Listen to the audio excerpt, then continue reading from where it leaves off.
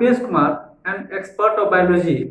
जैसा कि हमने आप लोगों से प्रॉमिस किया था कि मैं +1 एंड +2 एनसीईआरटी बायोलॉजी का क्लास रेगुलर मोड पे लाऊंगा, तो इसकी शुरुआत हमने कल से कर दी है। और हमने कल के एपिसोड में हमने +1 एनसीईआरटी बायोलॉजी के फर्स्ट यूनिट को उठाया और उस फर्स्ट यूनिट के फर्स्ट चैप्टर से, और जिसमें हमारा पहला जो क्लास रहा वो व्हाट इज लिविंग बींग्स पर रहा कि हम लिविंग बींग्स को कैसे कैरेक्टराइज करेंगे और किन किन कैरेक्टर्स के आधार पर हम कह सकते हैं कि कोई लिविंग बींग्स है। फिर आज उसके नेक्स्ट एपिसोड में आज का यह वीडियो है। जो वीडियो जो है समर्पित है हमारा जो इम्पोर्टेंट पॉइंट्स है वो diversity in the living world.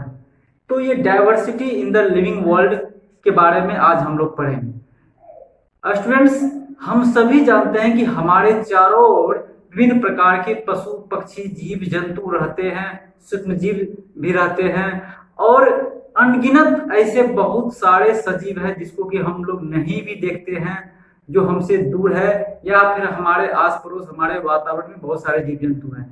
तो इतने सारे जो जीव जंतु हैं, क्या ये सारे जीव जंतु अपने आप में एक अलग अलग शेप साइज अपने अलग अलग कैरेक्टर्स के आधार पर ये एक दूसरे से डिफरेंट है? एक स्पेसीज में होते हुए भी एक दूसरे से क्या डिफरेंट है? अगर आपने कौ को भी देखा होगा तो वो कौ है, ठीक है, लेकिन कोई कौ जो है वो थोड़ा सा दूसरे कलर का है, कोई पतली है, कोई मोटी है, कोई ज्यादा दूध देती है, कोई कम दूध देती है। तो ये जो एक माइनर से लेकर मेजर डिफरेंस के बीच जो है ये डिफरेंसेस है। तो ये जो डाइवर्सिटी है, ये डाइवर्सिटी को इसमें चर्चा किया गया है diversity in the living world, अर्थात कि हमारा जो सजीव जगत है, ये जगत में कितने सारे डाइवर्सिटीज हैं, इसी डाइवर्सिटी को हम लोग बायोडाइवर्सिटी कहते हैं। जब ये diversity in the living beings में आता है तो it is referred to term as biodiversity. तो ये बायोडाइवर्सिटी के तहत जो एनसीईआरटी में बहुत ही बेहतरीन लाइन लिखा हुआ है, क्या लिखा है हम लोग देखते हैं। कहता है कि the number of species that are known, जो जाना गया है, एंड डिस्क्राइब्ड, जो इसके बारे में चर्चा किया गया है, वह जो है 1.7 to 1.8 मिलियन जो है वो रेंज के बीच है। यानी कि 1.7 to 1.8 मिलियन स्पीसीज जो है so far are known and describe. तो हम अंदाजा लगा सकते हैं कि कितनी बड़ी डाइवर्सिटी है जो अभी तक जो इतने साइंटिस्ट ने इस ऑर्गेनिज्म के बारे में डिस्क्राइब कर दिया है। नेक्स्ट एक बेहतरीन जो हम लोग अभी शब्द का इस्तेमाल पढ़ रहे हैं बायोडाइवर्सिटी के बारे में, कि diversity like minor and major diversity found in the living beings is known as biodiversity. ये बायोडाइवर्सिटी के बाद जो हमारा एक बेहतरीन टॉपिक आता है वो हमारा नोमेनक्लेचर है। तो आप जरा आप ही लोग बताइए कि हमारे पास जो इतने सारे बायोडाइवर्सिटीज हैं, हमारे पास जितने सारे ऑर्गेनिज्म हैं, सूक्ष्म जीव से लेकर एक बहुत बड़े वृक्ष से तक, और जो एक मानव समुदाय भी, जंतु भी इसमें बहुत सारे आते हैं। तो इन सबको अगर बिना नाम का, अगर बिना ये सब नाम का ही होगा ये रहते, तो कैसा हमारा इन्वायरमेंट होता, कैसा हमारा बायोलॉजी का स्टडी होता? तो बड़ा ही एक ये जो है इम्पॉसिबल होता for better study, for better understanding, for better study of particular species. ये सब कहना बड़ा मुश्किल होता। इसीलिए हमारे बायोलॉजिस्ट ने एक पार्टिकुलर टाइप ऑफ स्पेसीज का स्टडी किया, उसको आइडेंटिफाई किया, आइडेंटिफिकेशन विभिन्न प्रकार के कैरेक्टर्स के आधार पर आइडेंटिफाई किया, और तब जाके उसका एक नोमेनक्लेचर का प्रावधान लाया और बोला कि नहीं, प्रत्येक जो जीव हैं उनके पास एक डिफिनिट नोमेनक्लेचर होना चाहिए, नाम होना चाहिए, जिसके आधार पर इसे पूरी दुनिया जान सके, पुकार सके और इसके बारे में स्टडी कर सके। तो ये नोमेनक्लेचर आया और इस दिशा में जो हमारा काम हुआ वह कैरोलस लिनियस महोदय ने दिया पहली बार, इसीलिए कैरोलस लिनियस को जो है फादर ऑफ बाइनोमियल नोमेनक्लेचर बोला जाता है। इसके बारे में हम लोग पढ़ेंगे भी।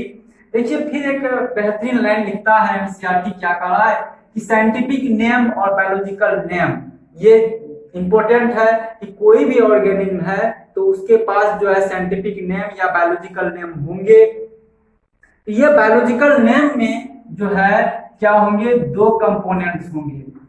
इस बायोलॉजिकल जो नेम है उसमें दो कंपोनेंट्स होंगे।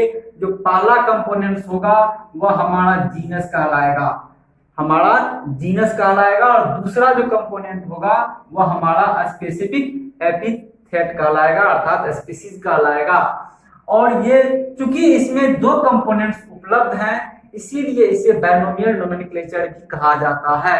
आपको ये बात याद रखनी चाहिए, बाइनोमियल नोमेनक्लेचर मींस इसमें दो नाम है। ये बाई मींस होता है दो, टू होता है इसका, तो ये चूंकि दो नामों से मिलकर बना है इसीलिए इसे बाइनोमियल नोमेनक्लेचर कहा जाता है। और ये बाइनोमियल नोमेनक्लेचर सिस्टम जो है वो दिया गया कैरोलस लिनियस के द्वारा। तो ये आपको जानना चाहिए, और यह भी जानना चाहिए कि फादर ऑफ बाइनोमियल नोमेनक्लेचर जो है वो हमारा कैरोलस लिनियस महोदय साहब हैं। ये इंपॉर्टेंट क्वेश्चन है। फिर दूसरा आता है हमारा ICBN एंड ICZN। स्टूडेंट्स हुआ क्या कि इतने सारे जब नोमेनक्लेचर का दौर प्रारंभ हुआ तो हमारे इंटरनेशनल कम्युनिटी ने इस बात को लेकर आशंका जताई कि एक ही ऑर्गेनाइजेशन जो होगा ये नोमेनक्लेचर का, इसके लिए बड़ा ये कठिनाई होगा कि ये हर एक सब जीवों का ये नोमेनक्लेचर करे।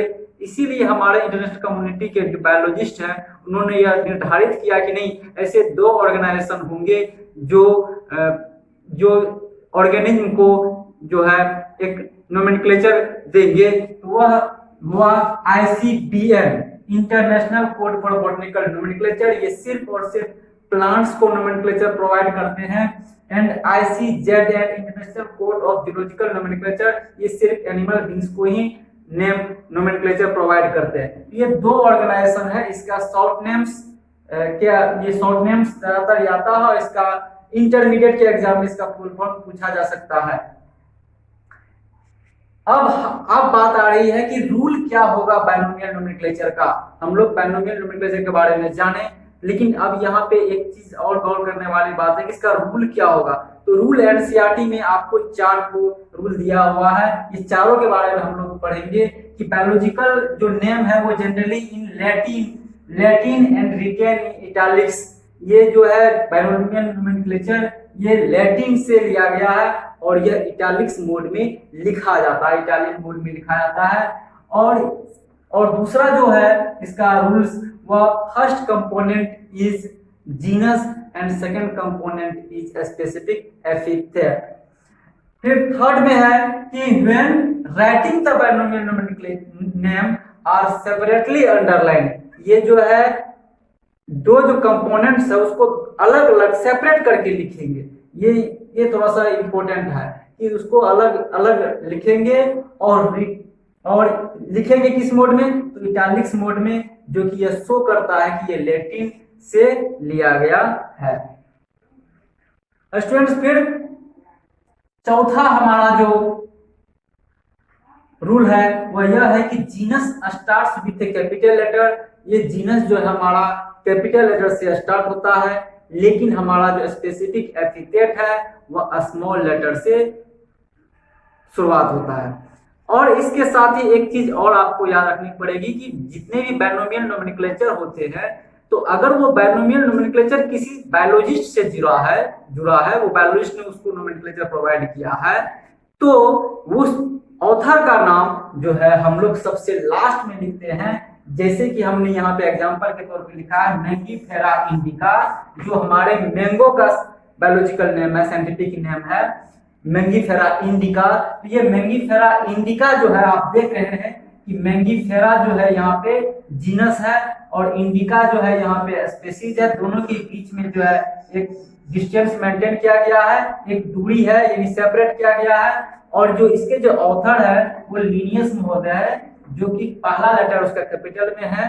तो ये ऐसा लिखने से होता क्या है कि ये लोगों को, ये बच्चों को बड़ी ही आसानी में बता देता है कि लिनियस महोदय ने मैंगिफेरा इंडिका को जो है ये बायोलॉजिकल नेम दिया। फ्रेंड्स